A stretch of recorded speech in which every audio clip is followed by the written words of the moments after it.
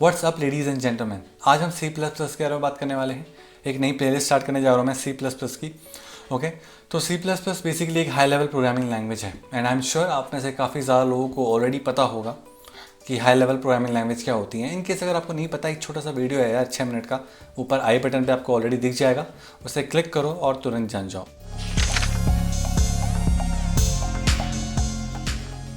Now what's so special about C plus plus? बहुत कुछ special है।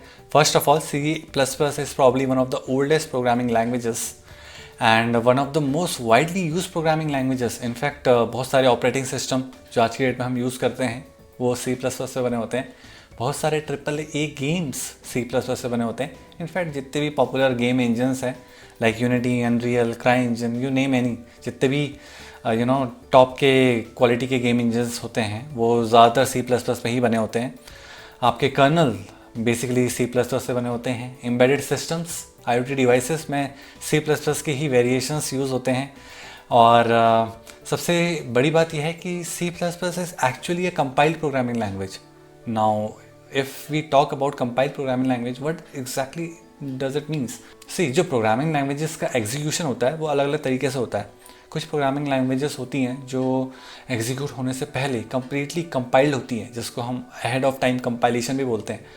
कुछ प्रोग्रामिंग लैंग्वेजेस ऐसी होती है जो वर्चुअल मशीन्स में रन होती हैं। उसका बहुत ही अच्छा एग्जांपल और बहुत ही पॉपुलर एग्जांपल शायद जावा है।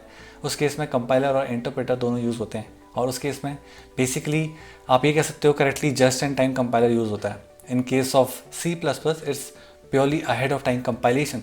और बहुत सारी दूसरी प्रोग्रामिंग लैंग्वेजेस जैसे जावास्क्रिप्ट हो गई या पाइथन हो गई, ये भी बेसिकली कंपाइलर और इंटरप्रेटर दोनों यूज़ करते हैं। Now what's so special about C plus plus with only being as a compiled programming language? तो अगर कोई प्रोग्रामिंग लैंग्वेज एग्जीक्यूट होने से पहले हाई लेवल सोर्स कोड से मशीन कोड में कम्प्लीटली कंपाइल होकर कन्वर्ट होकर एग्जीक्यूट होती है तो उससे काफ़ी सारे एडवांटेजेस होते हैं। बिकॉज जो कंपाइलर होता है वो काफ़ी बेटर ऑप्टिमाइज़ कर पाता है आपके सोर्स कोड को, which is not really in the case of compiler plus interpreter combination. Because हम जो बात कर रहे हैं हम अहेड ऑफ टाइम कंपाइलेशन की बात कर रहे हैं। जो इंटरप्रेटर और कंपाइलर का कॉम्बिनेशन होता है वो usually just in time compilation होती है। ओके, नाउ कंपाइलर और इंटरप्रेटर्स का एक डिटेल वीडियो आएगा अलग से, जिसमें हम तीनों सिनेरियोस के बारे में डिटेल में बात करेंगे। अभी हम सी प्लस प्लस से फोकस करते हैं।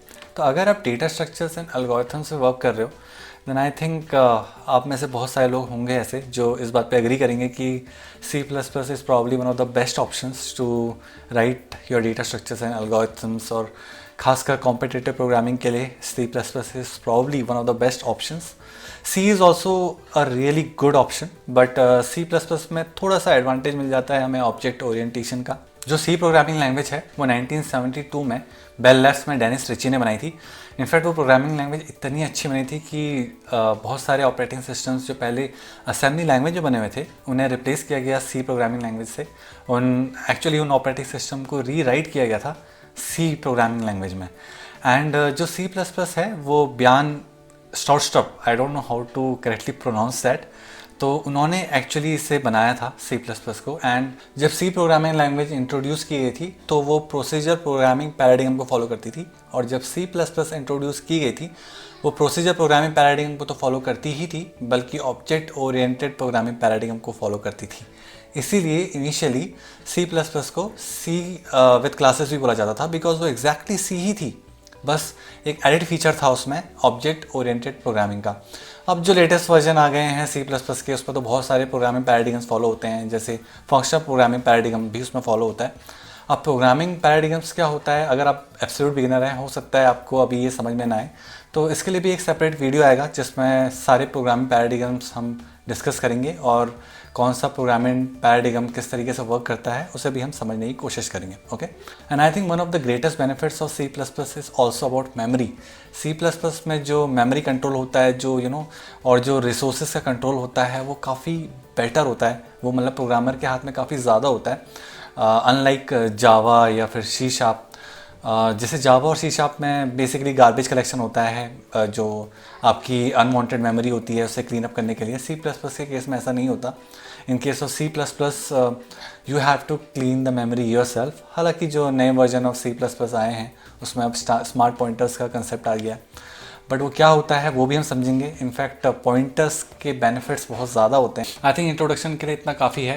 वी ऑलरेडी नो नाउ कि सी प्लस प्लस कितनी इंपॉर्टेंट प्रोग्रामिंग लैंग्वेज है, बहुत जगह यूज़ होती है यार। C plus plus operating system बनते हैं, डेटाबेसेस बनते हैं बहुत सारे सी प्लस प्लस पे, ब्राउजर्स बने हुए हैं बहुत सारे सी प्लस प्लस पे, एंड बहुत सारे इवन कंपाइलर्स में यूज़ होता है सी प्लस प्लस। तो सी प्लस प्लस में प्रोग्रामिंग स्टार्ट करने से पहले हमें अपना कंपाइलर फाइनलाइज करना पड़ेगा। बहुत सारे कंपाइलर्स अवेलेबल है मार्केट में सी प्लस प्लस के लिए, जैसे माइक्रोसॉफ्ट का खुद का एक सी प्लस प्लस का कंपाइलर है जिसे हम विजुअल सी प्लस प्लस भी बोलते हैं। एप्पल का भी एक खुद का सी प्लस प्लस का कंपाइलर है जिसे एप्पल सी प्लस प्लस बोलते हैं, और भी बहुत सारे हैं। हम जो कंपाइलर यूज़ करेंगे that is GCC by GNU। तो अब मैं आपको जो कोड एडिटर हम यूज़ करने वाले हैं और जो कंपाइलर हम यूज़ करने वाले हैं उसका इंस्टॉलेशन का प्रोसेस दिखाने वाला हूँ। मैं जो ऑपरेटिंग सिस्टम यूज़ कर रहा हूँ that is Mac operating system. I don't have Windows right now, तो मैं आपको जो प्रोसेस दिखाऊंगा वो मैक पर दिखाऊंगा। विंडोज़ के लिए बहुत ज़्यादा सिंपल है। मैं आपको लिंक शेयर कर दूंगा डिस्क्रिप्शन में जहाँ से आप कंपाइलर इंस्टॉल कर सकते हैं।